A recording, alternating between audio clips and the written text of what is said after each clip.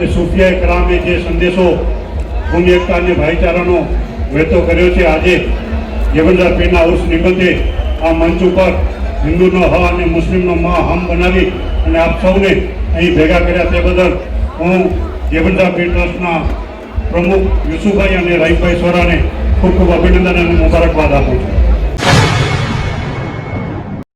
राजकोट में हजरत गैबन शाह पीर के उर्स के मौके पर आए हुए तमाम मेहमानों ने जब चादर चढ़ाई दरगाह शरीफ पर, तब का एक ये बेहतरीन फोटोग्राफ है। कच्छ गुजरात के मुस्लिम आगेवान हाजी जुम्मा रायमा साहब और तमाम मुस्लिमों के हाथ दुआ के लिए उठेले हैं। लेफ्ट साइड पर एक भाई जो हिंदू है वो हाथ जोड़कर खड़े हैं और बिल्कुल सेंटर में एक सिख भाई है। उर्स के मौके पर कौमी एकता का सम्मेलन का आयोजन किया गया था। ये सम्मेलन के अध्यक्ष स्थान पर कच्छ गुजरात के मुस्लिम आगेवान हाजी जुम्मा रायमा साहब थे। ये प्रोग्राम में रामकृष्ण आश्रम के महंत आचार्य जी, सिख समाज के प्रतिनिधि, पूर्व विधायक इंद्रनील राजगुरु और हिंदू मुस्लिम आगेवान हाजिर रहे थे। देश को अभी ऐसी ही कौमी एकता की ज़रूरत है। ये सम्मेलन के अंदर हाजी जुम्मा रायमा साहब ने अपने प्रवचन में कहा था, भगवा एकता और शांति का प्रतीक है। वो भगवा श्री राम का भगवा है और भगवा पहनकर देश में अशांति फैलाए वो भगवा रावण का भगवा है। आगे देखिए पूरा वीडियो।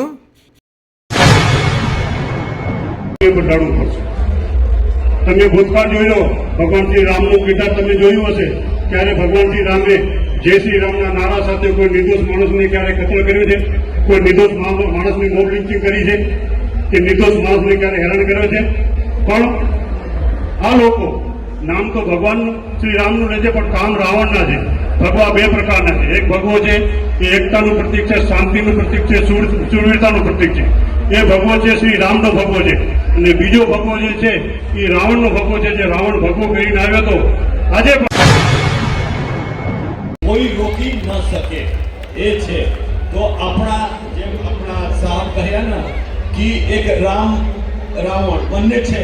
એક खलबली करे, તમે કયા ખલબલી તો ખલબલ કરે પાખંડ और હઠધર્મિતા જે કરે ને એમના બાપ। જ્યારે કોઈ ધર્મ કટ્ટરવાદ નથી શીખવાડતો અને હોય ભાઈ દરેક ધર્મમાં ને દરેક ધર્મની પેટા જ્ઞાતિઓમાં 2-5% તો રાક્ષસો હોવાના ને હોવાના, પણ એ 2-5% ને કારણે બધાને સરખા સમજવા એ વ્યાજબી નથી।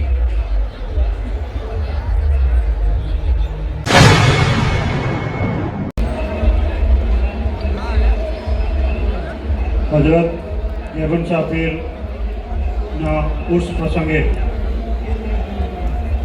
આજના કૌમી એકતા સમારોહની અંદર મંચ ઉપર રામકૃષ્ણ આશ્રમના મહંતશ્રી, सिख समाजना प्रतिनिधि, अपना पूर्व धारासभ्य इंद्रनील राजगुरु, हमारा साथी मित्र महेश भाई राजपूत अने अनेक राजकीय सामाजिक आगेवानों अने उपस्थित आप सर्वे वडीलों, नौजवान साथीओ अने माओ अने बहनों, मारी वातनी शरूआत करूँ ते पहला हूँ आ ट्रस्टना चेरमेन यूसुफभाई अने रहीमभाई सोरा ने खूब खूब अभिनंदन और मुबारकबाद आपू छूं कि सूफिया कलामे जे संदेशो कोमी एकता और भाईचारानो वहेतो कर्यो छे, आजे जबरदस्त पीરના ઉર્સ નિમિત્તે આ મંચ ઉપર હિન્દુનો હ અને મુસ્લિમનો મ હમ બનાવી અને આપ સૌને અહીં ભેગા કર્યા તે બદલ હું જબરદસ્ત પીર ટ્રસ્ટના પ્રમુખ यूसुफभाई और रहीमभाई सोराने खूब खूब अभिनंदन और मुबारकबाद आपू छूं। कोमी एकता और भाईचारो अगर जो इस्लामी दृष्टिकोणथी जोवा जाऊँ तो आ हिंदुस्तान की धरती पर સૌથી પહેલા इंसान हजरत आदम अलैहिस्सलाम हमारा नबी आया અને સૌથી આખરી पैगंबर हजरत मोहम्मद मुस्तफा सल्लल्लाहु अलैहि वसल्लम आ धरती ઉપરથી એમણે હિન્દુસ્તાનની તરફ પોતાનો ચહેરો મુબારક કરી અને કીધું હતું કે મને હિન્દુસ્તાનમાંથી મોહબ્બતની ખુશ્બુ આવે છે. અને ત્યાર પછી જે પણ સૂફિયાએ કિરામ આ દેશની અંદર આવ્યા એમને એકતા, ભાઈચારો અને મોહબ્બતનો સંદેશો આપ્યો છે. પછી ખ્વાજા ગરીબ નવાઝ હોય,